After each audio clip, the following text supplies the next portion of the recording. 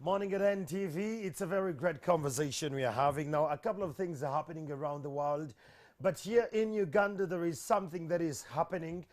Many people are drinking a lot of herbal drinks, left, right, and center, and energy drinks. And we had the doctor talk, I think, over the weekend where they were talking about some harmful herbal drinks and the likes.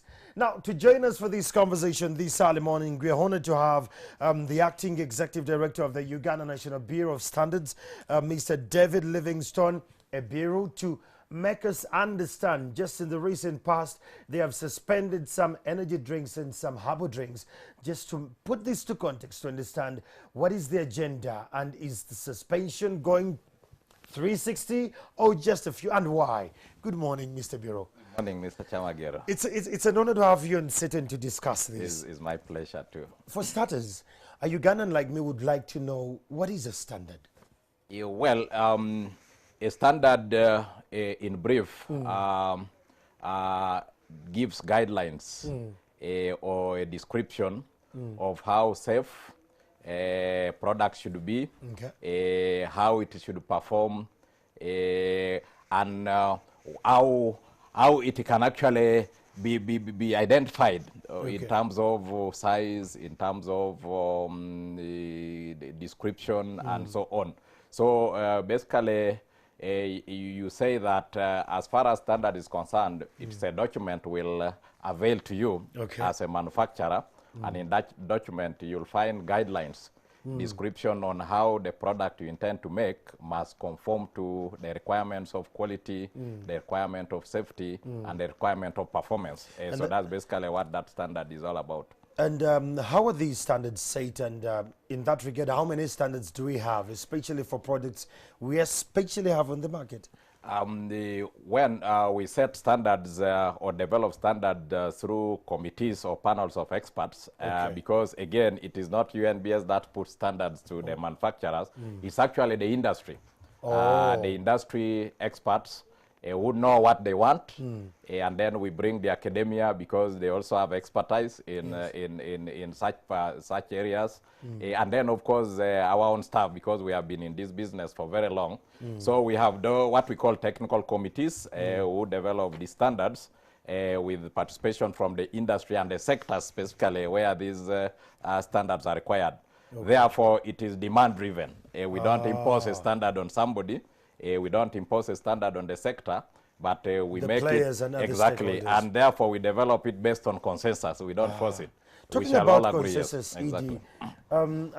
Just the other week we had NDA, UCC, and Uganda National Bureau of Standards come on, especially about the herbal drinks or the energy drinks, whatsoever beverages. Where do we draw the jurisdiction of NDA and UNBS?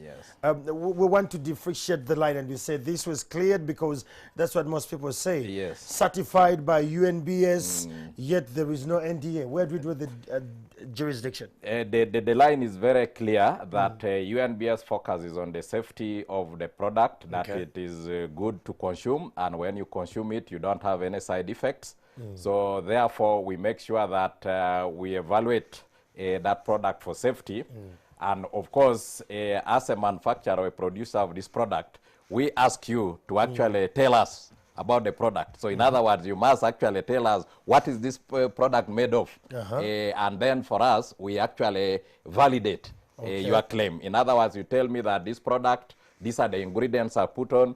I put this in these proportions. And then for us, we go and analyze them in the labs. Is this proportion safe? If it is put in the product, the limits.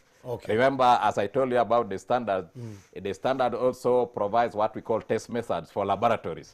So even as we develop standards for products and other systems, we also develop standards for what? The standards also for test methods, meaning that we already know that there are certain limits within which the ingredients or proportions we are putting in this product must actually conform to or must be within.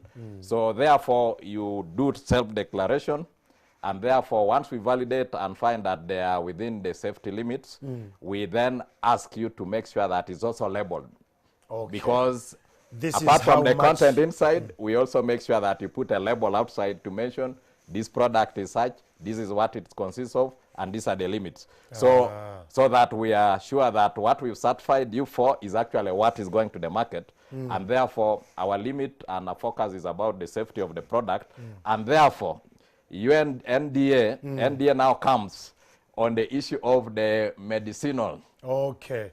The treatment, the now drug, that if you drink this thing, it can, apart from being safe, it can also maybe have give you some advantages. Okay, for us, that's outside our scope.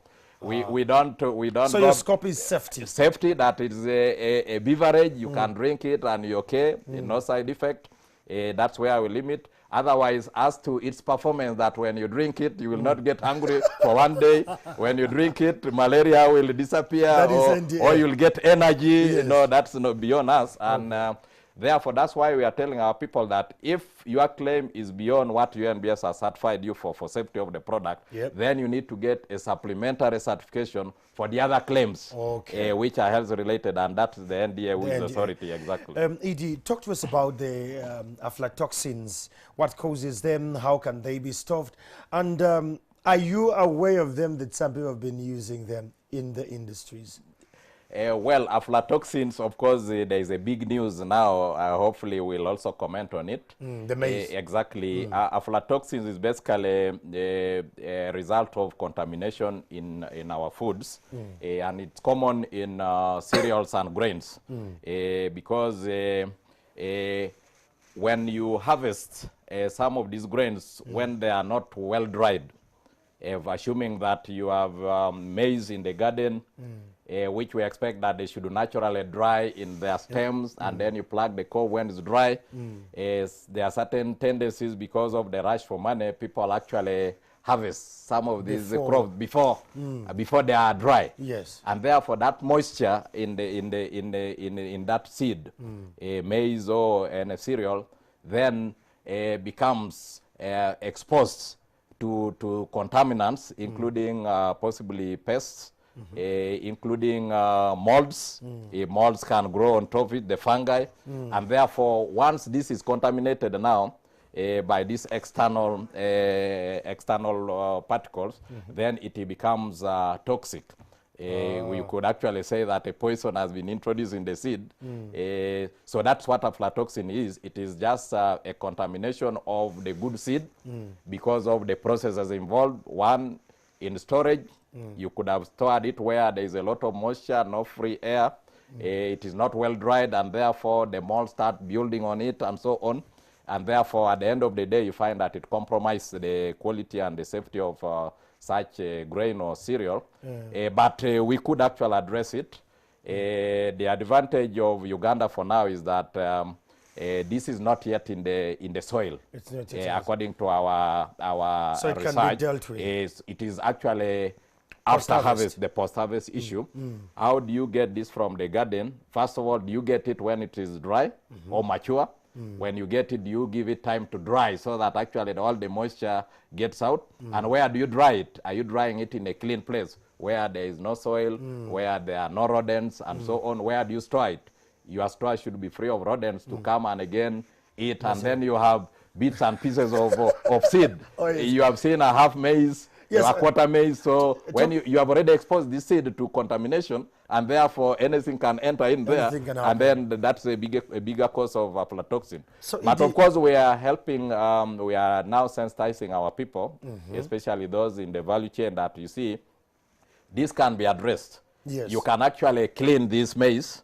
Even if it got contaminated, you have opportunity to clean it. Okay. Blow off some of these, clean it. You can actually dry it better again through technologies now. Then you could have been able to reduce even the aflatoxin, even if that contamination took place. In the wake of maize, you know, hanging here and Tanzania, rather Kenya not taking up maize, what could be the best approach for our people here now? The best solution? The best solution is that, which actually we are trying to, we have been in a meeting with our senior government official, political leaders yesterday, assuring them that not all maize in Uganda is bad. Yes. And we are telling them that aflatoxin is not new. It's actually inherent in every cereal and grain. And that it is not unique to Uganda only. It's a problem for all East Africa, including Kenya. So that's why, as the Regional National Standards Bureau, we had to develop a standard to actually manage the limits of aflatoxin within the region. Okay. Because we acknowledge that this problem is cutting across the region, and therefore it is not something new. So the issue is that we need to encourage our people to make sure that they manage the process of post-harvest handling so that we minimize the contamination of these cereals and grains along the value chain, so that, again, we should be able to sell good grains. But in the meantime, UNBS is actually on standby to be able to certify the maize that meets the requirement for Kenya markets, based on the standard which all of us have ascended to. We have an East African standard for these grains, which Kenya is aware of. So we are able to do that, and we are asking them to make sure that they undertake selective approach in only allowing certified maize grains to cross to the border. There is something I want to ask you. We have always had these scenarios, not only even in Kenya, even in Rwanda one time. Our goods have always met below the threshold standard in some countries. What are we doing wrong as a country? Or do we have a lot of people who they come to UNBS, they're certified, and then they include other manyanga in there? Well, I think that is not correct, because we have already harmonized a lot of our standards across the region. For example, we are also, if you talk of ESC, we have almost about 486 East African standards that have been harmonized. And this actually for the day-to-day tradables within the region. So, and we have agreed that once the national standards body of these three, of these East African countries certify a product, for example, when you see a quality mark from a Ugandan product issued by UNBS, that product should not be questioned, because it has been certified against the East African standard, and therefore, even if Kenya certified it or Tanzania, it would still be the same. So therefore, it's not correct that our products have been below par. Actually, our products are competitive within the region and beyond. We have evidence of our companies exporting to Europe, to Asia, to America. So we only implore that we reduce as much as possible the informal trade, because this is where issues are. Yes. You have people who actually don't want to get certified and they want to access the market. Then you will get problems there, but not for certified products. Okay. Yeah. Now, Iti, have the stakeholders been fully sensitized about how they should advertise and how they should claim that they have conformed to the standards in one way or the other? Especially the other time when you say that the drinks like these energy drinks, the herbal drinks. I went downtown and one gentleman told me, no, we don't go to UNBS. I have been dealing in herbal drinks with my father before he died, and he died at 100+ years. You don't tell me UNBS. So do the stakeholders, especially the ones in herbal, are they being sensitized about the issue? Exactly. Actually, we are giving them incentives now because there has been a perception for a long time that, certification, acquiring a UNBS quality mark is very expensive and it takes long. And we are saying that that's not true. What we need you to start with is just register. Tell us where you are, and that's a starting point, what you are producing, from where, location, and so on, and want to help you actually to get a certification mark officially. So it's not true that it is very costly to have a certification mark, and therefore you should hide and start doing bad things in the background, because that's very expensive for you. Remember, we have these standards mandatory, which means that UNBS can actually enforce by coming and hunting for those who put these uncertified products on the market. And therefore, when we get you, the best we can do is actually to close your business or suspend your operations until you make good to come to us. But we don't want to go that direction because, remember, I want to promote And our innovation. indigenous enterprises. So we actually sending message that please come out. Come voluntarily and we help you. We are now giving them free standards. Nice. We are now subsidizing the cost of their certification. Wow. So we implore upon all of them to come to UNBS and get these good products certified. Okay, Edie, let's talk about now me as a layman, Muntu. How do I get to know that this product is certified? What critical elements or marks on these different products that I look at them like, okay, now I can drink this? Yeah. Of course, the obvious evidence that the product is certified is to see a UNBS quality mark. There is always a Q mark in all UNBS certified products. But also we have the basic requirements, which we call standards, that prescribe what a good product or a certified product should look. So one is that we expect that in that product there is disclosure of its content. What is in there? What is that made of? So you have to describe the ingredients in the product. You must indicate the expiry date on that product. You must indicate your address as a manufacturer. Of course, who are you first of all? What are your contract? Where are your location? So those are the basics of disclosure that can give you comfort that I think this person is doing genuine business because he's giving all information. Because what is important for us is to trace that product back to where it has come from. In case I'm affected. Exactly. So those are the basic standard requirements of a product that has been put on the market, that you should provide all information which can allow us to trace it back.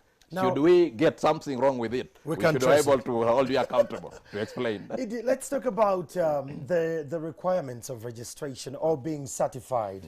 What is the process? What are the requirements? How long does it take? And how much, maybe for anyone who is out there and now is interested actually to come out and get certified? Exactly. The process is very simple. One is that we've made it even easier that you do not necessarily need to come to UNBS. You can now be able to log into UNBS website, www.unbs.go.ug. You go to certification. You will be able to get the literature there, including the form. You actually get a simple form, maybe a 5-step. Fill your name, what is your product, where are you located, what's your phone number, and you submit. And then we'll get back to you to start taking you through the process. Okay. So you don't need to come to us at that stage. Just go to the website. So we'll come to your location, inspect your premises where you're operating. But you come unannounced. No. In this process, when you come voluntarily, we will always be open because you're a good person. Okay. The one we don't announce is the people we hear are actually producing without certification. Those are the people who want to get unaware so that we can be able to seize these products and close them. But these people who voluntarily come, we actually follow you, we notify you, we program and agree based on your available time, and we'll be able to come to your premises, do the assessment, pick the samples of your product, go and test, send you results electronically. Because we have now automated the process to make sure that we make it easier for you to avoid coming. Remember, we are serving all our enterprises across the country, so we've decided to go so that, again, everybody is served at arm's length. So that's as easy as that. So how long does it take? A month, a year? Again, how long it will take depends on the size of the enterprise and how many products they deal in. Remember, some people will say that I'm dealing with 5 products, and for us, we certify each product independently, separately. We don't certify you as a company, we certify the product you produce. So if you have somebody with 5 products, it might take slightly longer. If you have somebody with 1 product, it takes shorter. But on average, we are looking between 2 months to a maximum of possibly 4 months. But it has responsibility on both sides. That timeline has responsibility on both sides because you have obligations to do. For example, we'll ask you to provide some information or when we come and inspect your premises, we say, no, there is room for improvement. Can you sort this, fix this, fix this? So the honors again is on you on how quickly you can actually respond and address some of the feedback we have given you to make sure that you comply to the required quality standards. So, but on average, if we cooperate very well, 2 to 4 months, 2 months, 3 months, you should be able to get your permit. But in the process, we'll be helping you, and already the process of certification will be ongoing. Yeah. The permit will be at the tail end of the process. What are the benefits of having a Q mark for manufacturer? Wow, the benefit is very great for the manufacturer. One, the certified products now is a passport to the market. So therefore, access to the market, because you have a certified product, is a big advantage to the manufacturers.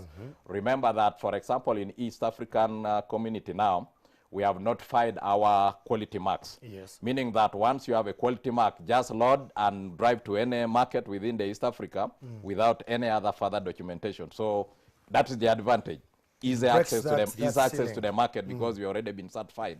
The other one is, of course, the consumer confidence. I know you have brand loyalty. Very much so. Exactly. So that is the advantage. And brand loyalty comes that you're also confident that what you get as value for money, it is satisfy you, it meets your requirements, and that's what the standards do. In other words, it gives you free customer loyalty because of the confidence we trust the people have with you in your product. As you're and of course, the other one is competitiveness. You can compete. A certified product is more competitive than a non-certified product, meaning that nobody who produces or manufactures the same product like you can compete better than you if yours is certified. So you have that advantage of competition. Okay. Going on Twitter, there are a couple of questions. I really want to thank you. The hashtag is Morning at NTV. That's how I can feel you and get your feedback about this. Someone just sent in a message here. Let me just read one. Okay, your messages are quite many, but I'll try my best to see what. Okay, I have Joe. It's called Joe Black. It says, thank you so much, Andrew, for having the ED.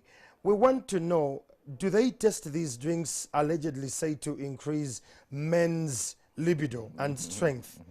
And what were your findings if you tested that? We proceed. Another one just sending us straight up. This one is Justine. Justine says, very great morning. Good to have him there. How do they certify the energy drinks as well? Then 2, does it cover, does the suspension of the Morondo drink affect my local boom over something of this sort? Thank you so much. So I think that's what I can take for now. Edie, maybe you can respond to that. Yes, for Jack, the issue of whether we've tested how these drinks can enhance you, I think I clarified in the beginning that we don't go to that safety. That safety. That is we don't cross that line. So it is NDA to cross that line. But I'm telling you that our engagement with NDA is also telling you that there is no such hub or concoction that can actually giving you that energy.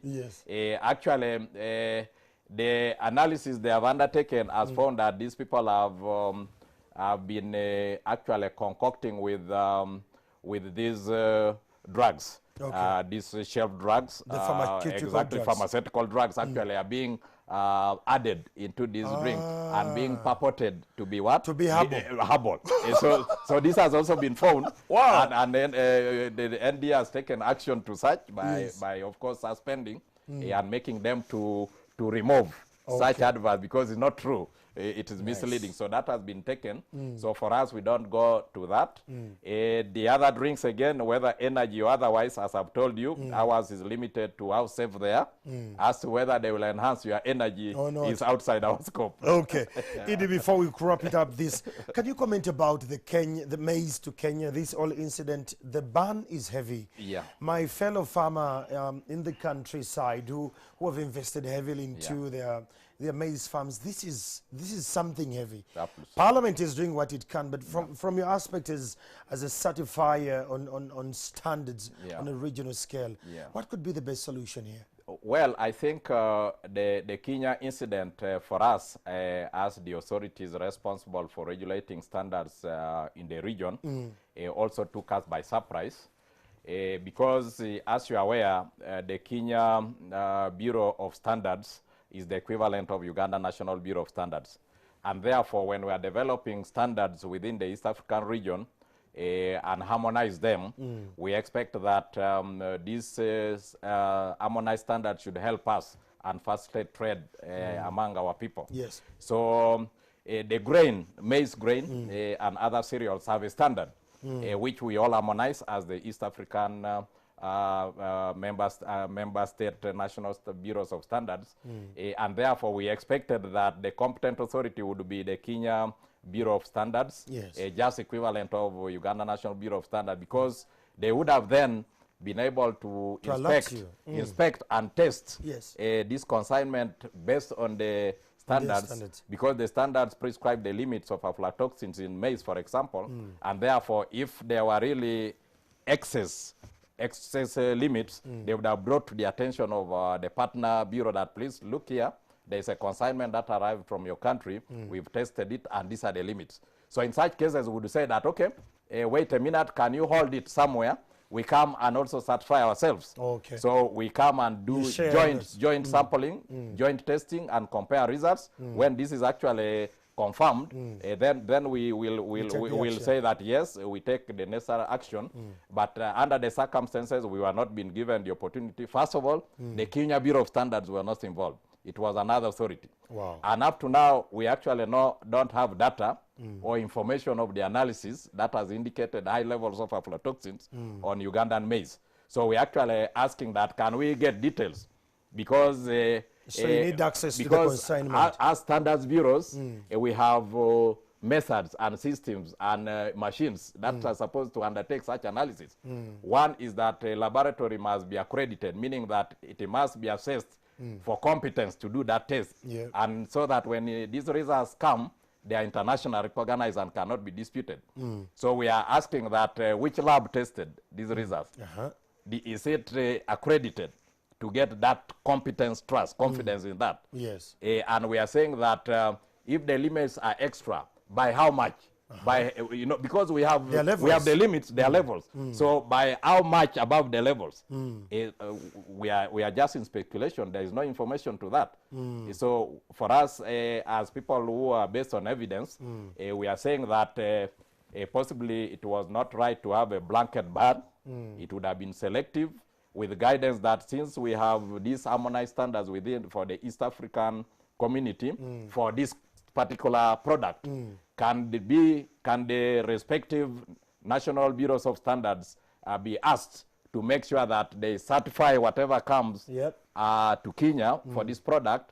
Can they be accompanied with the certificate of analysis indicating the levels of aflatoxins in them, so that we give assurance to the consumers and to whoever has imported into Kenya? So in the absence of data, it's still in absence of data, in absence of information on who tests. Remember, as we accredit this lab for competence to test, we also have what we call test methods, which is a standard. You have to have a stepwise approach to test that level of aflatoxins, and the people doing that must also be certified. They must have competence. To test. Exactly. Nice. So as the East African Bureaus of Standards, to be able to make sure that our competences are at par, we participate in what we call proficiency testing regularly. We share samples of particular products and test independently, compare our results to see that we are the same level, because we follow the same standards, we use mostly the same equipments and so on. And this should have been the way to go. As we talk now, none of the East African standards bureaus is coming out who are actually supposed to enforce the standard and actually verify this level are involved. Wow. So that's where we are. Well, it's a conversation that can go on and on. Of course, it's still morning at NTV. It is very gratifying. Idi, thank you so much for sparing time in your busy schedule to give us more highlight on this. Exactly. So, my friend Joe Black, don't take whatever concoction you're taking, because you expect to get a little bit of strength when you go later in the night. And the lady Martha, you don't need to buy the herbals just to be whatever they tell you. He says, according to the research from the National Drug Authority, many are buying pharmaceuticals concocting them with milondos and the likes just to confuse us as consumers. Please look for the Q mark if you're buying any product on the market and make sure that it is safe for consumption and it does not in any way promise to give you either strength or to hang in like you don't sleep very early. It is something you need to be very careful. I'm Andrew Chama. Take a break for now and we'll be back shortly. Good morning.